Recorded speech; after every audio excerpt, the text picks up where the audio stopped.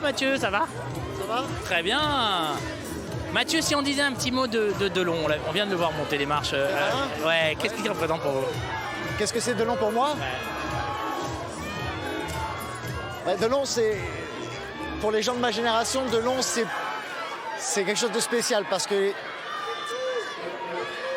il était... Quand on a commencé à apprécier le cinéma, Delon et Belmondo étaient déjà des monstres de cinéma, mais on ne connaissait pas, nous, leur histoire. On connaissait juste les films qu'ils faisaient à l'époque. C'était les Rois des Châteaux et compagnie.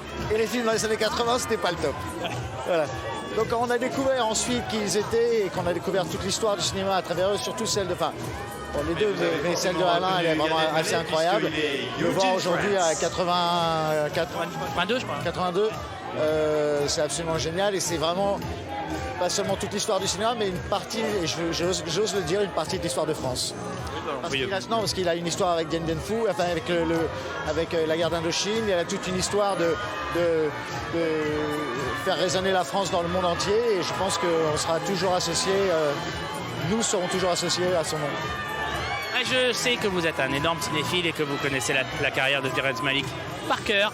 Ça vous fait quoi de découvrir son nouveau film ce soir? C'est toujours un plaisir de découvrir un film de Terrence Malick, surtout que depuis quelques années, il essaye des choses complètement différentes à chaque fois. Donc en tant que cinéaste, c'est une curiosité, c'est un moment de...